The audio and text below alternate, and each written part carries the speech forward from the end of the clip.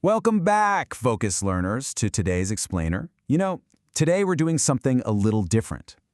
We are fundamentally shifting how we interact with artificial intelligence. We're going to be using this incredibly insightful essay by Jin Lee to basically stop passively accepting whatever AI throws at us and instead learn how to actively and deliberately think alongside it. Okay, let's dive into this with a question that honestly should challenge every single one of us the very next time we open up a chat window. Am I using AI to think, or am I using it to avoid thinking? Seriously, this right here is the ultimate litmus test for our daily AI habits. The way you use AI literally determines whether it's developing your mind or kind of quietly replacing it. Here's our roadmap for today. First, we'll look at the passive AI problem. Then, we'll break down fast versus slow thinking. Third, we'll get into the 3 modes of AI, and finally, we'll cover the mode declaration. All right, section 1, the passive AI problem.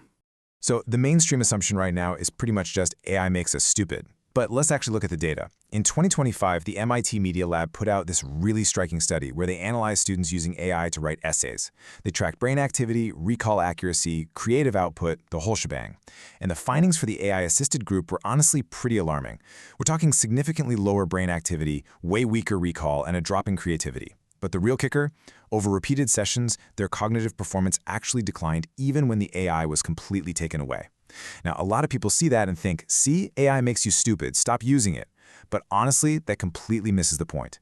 The tool itself isn't the problem here. The real issue is the passive disengagement from the cognitive work, the mental heavy lifting that actually built our understanding.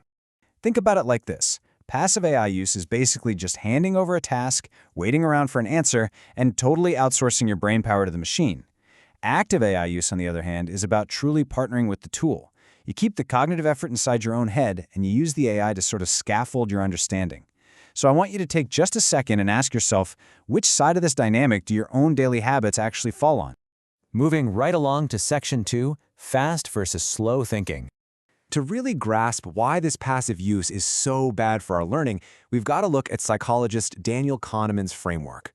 He says we have 2 mental modes. System 1, which is fast, automatic, and highly intuitive, and then System 2, which is slow, deliberate, and takes real effort. Now, System 1 isn't bad. It's actually exactly what expertise looks like once System 2 has already done the hard, foundational learning first.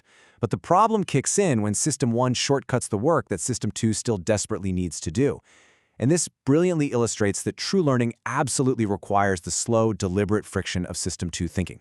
Because of how our brains work, AI, when you just use it without any real intention, acts as this massive System 1 accelerator. It just spits out these fluent, immediate answers. And hey, that's genuinely awesome if you've already done the underlying thinking. But it becomes incredibly costly to your brain when the thinking itself is supposed to be the task. It will happily steal your cognitive workout and completely bypass your System 2 if you just let it run on autopilot. All right, let's get into the good stuff. Section 3, the 3 modes of AI. This brings us to a super practical solution for actually taking our brains back.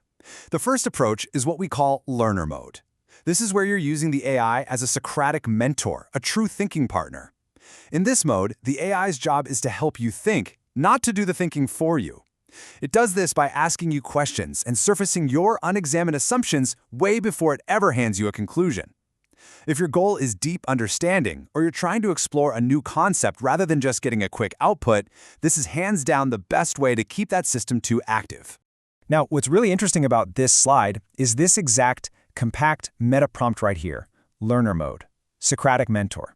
Ask before answering. Don't give conclusions I haven't worked toward.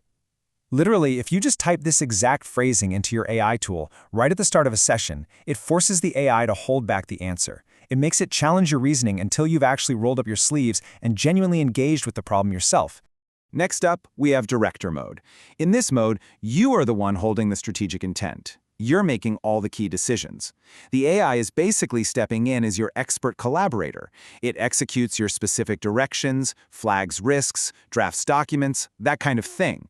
You are staying firmly in the driver's seat for the big strategy, but you're letting the AI handle the fast, tedious execution of the actual work. And your meta prompt for this mode is super simple. Director mode, expert collaborator. I direct the strategy, you build what I specify. Flag conflicts and gaps. Using this perfectly captures the massive productivity benefits of AI, but, and this is key, without surrendering the human judgment that makes the work genuinely yours. You do the strategic thinking, the AI just builds exactly what you tell it to. The third and final mode is Delegate Mode. This is all about handing over a very well-defined task that you already have the skills and judgment to complete yourself. You're just choosing not to spend your precious time on it. The AI produces the output, and your only job is to review it. Think of stuff like formatting a document you've already structured, or maybe summarizing a long report that you've already read and completely understood. So, the crucial point is this stern warning right here. Delegating before you master a skill doesn't develop your mind, it quietly replaces it. Delegate mode is strictly for tasks you've already earned the right to delegate. I mean, think about it. If you delegate data analysis before you even understand the analytical framework, you won't even be able to evaluate if the AI's output is actually right. This mode is absolutely not a shortcut around learning. Which brings us to our final section. Section 4, the mode declaration. So how do we actually put all this into practice every day? Well, it all comes down to a vital 5-second habit.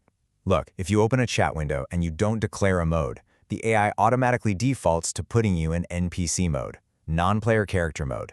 It just assumes you want an answer spit out, not a thinking process facilitated.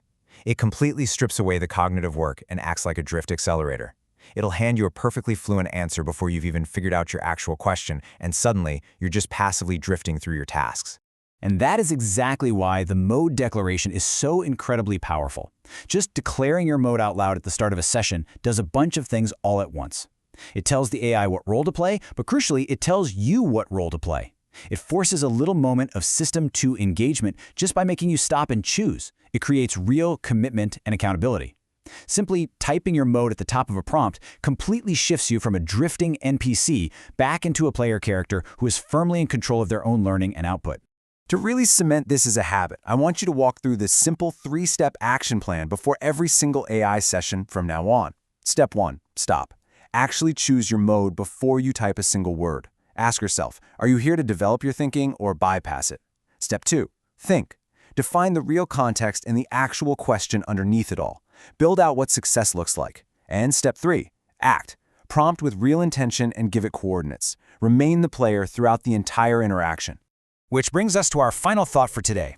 Whether you're a student, a working professional, or honestly just someone trying to learn a new hobby, I want to leave you with this powerful, introspective question to challenge your very next interaction with AI. Ask yourself, which mode am I in, and is that the mode I should be in for what I am actually trying to accomplish? Seriously, stop, take those 5 seconds to choose learner, director, or delegate, and take your brain back. Thank you so much for joining me on this explainer, and stay focused out there.